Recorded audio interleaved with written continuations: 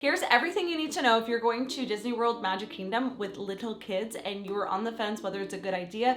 I'm going to tell you everything I wish I knew before going to make your journey and trip stress-free and most importantly, magical. Let's hop right in. If you're new here, don't forget to subscribe. I post videos every single week. Give this video a thumbs up if you like it, if you like Disney related content. I'm not a Disney channel, but I'm a Disney adult and I love it. And I am growing Disney children because it's the best thing ever. I wrote down a bunch of notes for you guys. I have it all laid out because we're gonna get serious, okay? We're not messing around in this video. First off, let's just talk about the fact that I have only been to Disney World as an adult now with children. I've never been to the parks sans children, so this is the only experience I have. And I've only been to Magic Kingdom. That is the one that you're gonna wanna go to if you have small children, like babies and toddlers, because then they can go on pretty much most of the rides. The other ones, they're just gonna be hanging out in the stroller and it's gonna be no fun. And what's the point? You know, it's not worth spending the money or time to do that. Wait till they're older or like find a babysitter and then go without the kids. Let's talk about the best time to book your trip. I'm gonna be specifically talking about the one in Florida because that's the one that we've been to. But if you didn't know, Florida gets hot, like really hot, like humid, tropical weather. And as much as it's really nice to get away to in the wintertime, you don't want to be going in like mid-summer season, like June, July, August. No, thank you. It is so hot. You're going to be swimming in humidity. And although the park is built for hot weather, if you can choose not to go during that time, I would recommend the winter cooler months and not going on school holiday time. Like go when kids are in school and take your kids out to school because most likely that's gonna be when it's less busy. I don't know if they still have it, but there is a calendar you can find online, I believe, on seeing like the busier days versus low traffic days, typically on a weekday. And funny enough, on a Saturday, I had a local tell me that Saturdays tend to be not too busy because a lot of the passes that people get, like year pass, like seasonal passes, usually the cheaper option is you can't go on Saturdays. So Saturday is kind of like an accidental not so busy day. So I haven't been on a Saturday, but I just wanted to pop that in here in case you randomly are going on a Saturday. Where to stay? I get so many questions about this, but we have never stayed on Disney grounds. I feel like Matt and I talk about this all the time. It's probably something we would like to do when the kids are older. I think it'd be a really fun experience. Both times we've stayed at an Airbnb in the Kissimmee area, and it's pretty much like a 10-minute drive to the parks. What I like about an Airbnb is that, especially if you have kids, which you probably do if you're watching this video, is you have not only multiple rooms, but you also have a full kitchen to make meals. You're not having to buy meals out every single day. It's better for the budget. And also just like kids like routine. And yeah, having the multiple rooms is great for bedtime and nap time.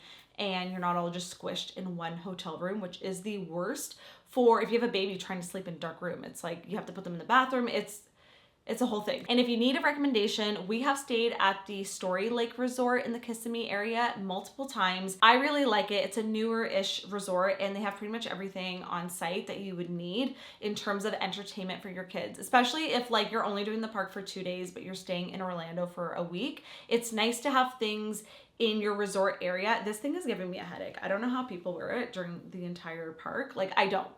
How do you do it? Because like these things hurt after a while. I was gonna try and do it for the video, but I can't. Anyways, just pretend that there's Mickey ears still on my head. Orlando has a bunch of gated communities, and what I love about them is that they have pretty much everything in one spot. They got a splash pad.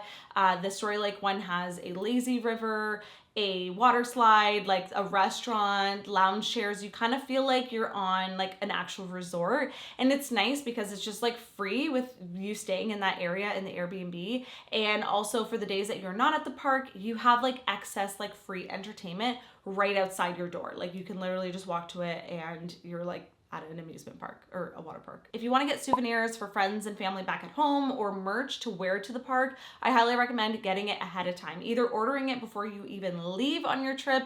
You know, you can find things on Amazon or like, I feel like most stores have Disney merch, like H&M, Zara, you can always find really cute things. But also once you get to Orlando, there's a cute area called Disney Springs. It's kind of like I think there's hotels and stuff on there. There's restaurants, it's kind of like Disney, but not, it is Disney, but it's like not the park Disney. I mean, it's outskirts. It is Disney, but it's not like you don't have to pay to get in. It's like an outdoor mall. There's restaurants. There are a couple of rides.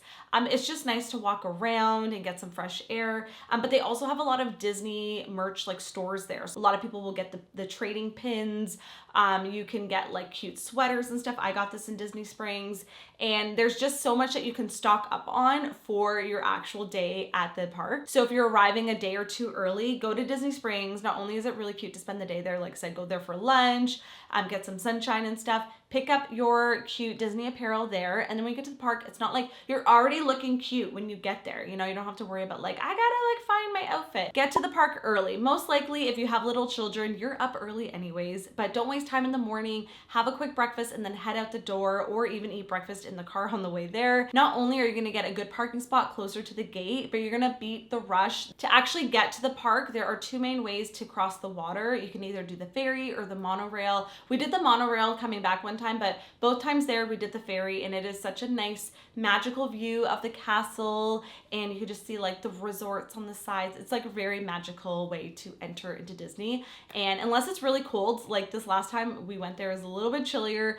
You did get a little wind off the water, but I still think it's a nice way to go across the water. And fun fact, if it's your first time or it's your birthday, and I don't know if they have any other special occasions, but make sure at guest services, or like when you get your ticket to go in, ask for your first time button. So I'll put a picture of what it looks like. We have one for both of our kids, and it's just like a fun thing that they can wear, and throughout the park people will be like, oh, welcome to your first time here. Like, it's just a fun way. Or if it's your birthday, you definitely want to get a pin to celebrate. One thing you're definitely going to want to get when you book your tickets is a lightning pass. I think it's an extra $30 a person. This is definitely worth every single penny, to the point that I don't think I would go to the park without it. You can actually pre-book time slots for different rides. There are some limitations to it, and you can only do one ride at a time. You have to see where there's like availability and stuff, but even still, it saves you so much time. We didn't wait more than 10 minutes for any ride, and a lot of them we just walked right on because we went there during our like pre-booked slotted time. It's seriously amazing, and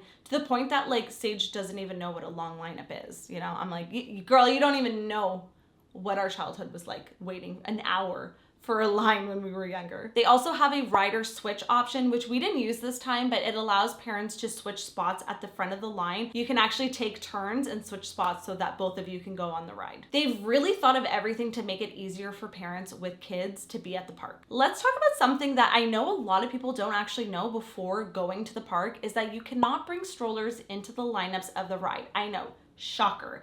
And honestly, the first time I realized that, I was like, oh, like what? Like, it was a bit of a shock, but knowing this ahead of time is going to be a game changer, and it's going to allow you to prep for it. So it's a lot easier of like a transition from like the stroller to the line. Outside of every ride, they have what's called a stroller parking zone. They're really easy to find. They're very organized well. They even have someone there that's kind of like shuffling the strollers to make sure that it's like easy access in and out. Make sure you pack a small backpack. So obviously in your stroller, you're probably gonna have like all of your luggage underneath, everything you need, but then make sure you have just an easy grab and go little backpack that you can carry with you on the actual rides themselves and the lineups. I would have things like water bottles, snacks, maybe like games, like little games for your kids to play with if it's a long lineup.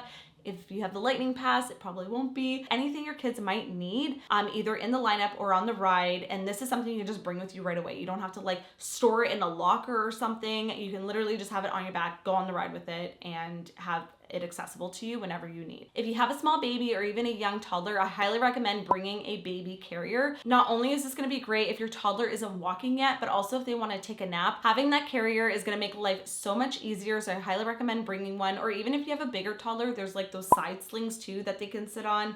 Either one of those I think would be very useful. If you're scared about long lineups, don't be, because they have it set up for success. The lineups usually have some interactive element to it, so you're not just literally standing in line. So there are some that you're just standing, but a lot of them are, there's things to do. You're going in and out, like maybe the Little Mermaid ride, you're like in the caves and there's music and this Scuttle is there talking to you. So there are some interactive elements that are going to keep your little ones entertained, and they honestly can be just as fun as the actual ride themselves. Did you know you can bring your own food into the park? I feel like this is probably another one of the biggest Googled questions. Can you bring food into the park? Because obviously not only is food expensive at the park, it's not the healthiest, and also a lot of kids nowadays have health restrictions, allergies, and you want to make sure that you have food that your kids can eat and you know that they're going to eat. As long as the food doesn't need to be refrigerated, heated, or reheated, and there's no glass, I think baby food jars is like an exception, you can bring it into the park. So I highly recommend bringing fresh fruit, veggies, like fresh things to snack on, as well as your favorite dried packaged snacks, even sandwiches and wraps. I mean, even if you are planning on just buying lunch at the park, bring snacks. I cannot recommend it enough because just having them on hand is gonna make things way less stressful. Kids are always hungry. I'm always hungry, and nobody wants a hangry person at the parks. And then also make sure you're bringing reusable water bottles. For each person, they should have a water bottle. There's water stations in like the lineups for rides, the bathrooms, like there is water everywhere at the parks. So not only is it gonna be free to stay hydrated at the park if you're bringing your own water bottle, but just no one's gonna be dehydrated because there's literally water everywhere. So there is no reason not to stay hydrated during your long day at Disney World. Speaking of food, if you're planning on eating food at the park, I highly recommend pre-ordering your food. You can do it right on the app. You can check out the menu at different restaurants. I actually like to do this ahead of time, like just to kind of like scour, like, okay, like what are we feeling like? What looks good? Like I was looking for some healthy options. So I found it was I think the Columbia House or something. We found some really yummy shrimp skewers with rice and green beans. Even Sage enjoyed them. But whatever you're looking for, you can pre-order ahead of time on the app, pretty much like a Starbucks coffee order. And then when you get there, your food's already ready. Your kids don't have to wait. And like, if you know, waiting for food at restaurants is honestly one of the worst things with kids. They are so impatient, especially when they're hungry. Like I'm impatient when I'm hangry. So having the food already ready when you get there is like goals. And you can just sit down, enjoy your food, or you can take it with you if you're on a rush to the next ride. But I really like that they have this option because we've done it both times and it just made life so much easier. I haven't used one before, but there are baby care centers in each park. I think the one in Magic Kingdom is by Crystal's Palace, and they basically have, it's like just a quiet air-conditioned spot for you to feed your baby, diaper change. I think they even have baby supplies there for sale if you run out of something. So that can be a really nice just like rest spot for you to just recharge and get what you need to get done before you go back out. This is one I should have said in the beginning, but do your family photos in front of the castle right when you get to the park. Don't wait till the end of the day. I know everyone's excited. You get to the park and you're like, okay, let's just like, we got the lighting pass, or we gotta go here. Like we gotta go on this ride before it gets busy. No, take that family photo in front of the castle now, because I promise you, you are gonna be too tired and everyone's gonna look really worn out at the end of the day, and you're not gonna wanna do it, or you're gonna forget. You're gonna be like, whatever, who needs it? No, you need it.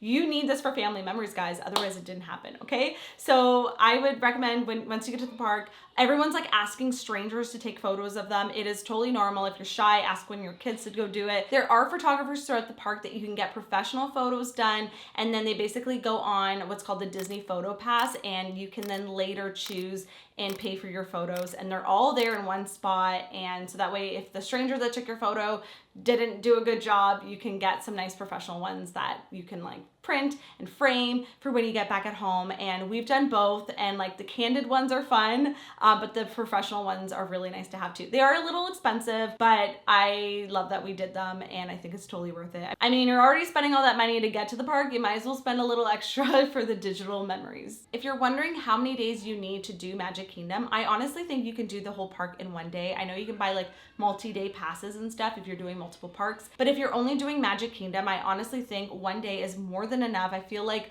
both times we went, we were able to see and do like pretty much everything that was on our list. Obviously, there's always more that you can do, and you can save that for your next trip. But even just walking around the park, there's always experiences happening, maybe a marching band, a parade. At the castle, they have a show that goes on with fireworks and stuff. So if you don't want to wait till like, the fireworks, what time are they? Like 9 or 10 p.m. We definitely did not wait that long with our kids, but if you want to enjoy fireworks at the castle, they do it during midday. I think it's at 3 p.m. or something. So you can still have that experience without keeping the kids up way past their bedtime. The other nice thing is that leaving before the fireworks means you are going to beat that rush. Both times we left around, I think like 6 p.m. and it was just like a calm exit. It wasn't like trying to squeeze through everyone on the way out, which was really nice. And then we were able to get the kids in bed at a decent hour. If you're wondering, is it worth it to go with little kids? 100% it is. We've had such a great experience both times we went with little kids, and yes, they might not fully remember it, but we will, and I'm so glad that we were able to make it happen both times. So that is officially your guidebook to Disney World. If I missed anything, I will leave it down below in the info box. I'm also gonna have any extra links or anything that I mentioned for you guys to check out. Honestly, I don't know how people wear these all day, but they are cute, and I definitely got my photo with them. But if you have a question, or if there's anything anything I missed in this video, ask me down below. I love connecting with you guys. I try to get back to as many of you as I can. Don't forget to subscribe if you are new here. I post every single week, and if you're going to Disney, have a magical time. It truly is the best place on earth, and I know you're gonna make the most magical memories.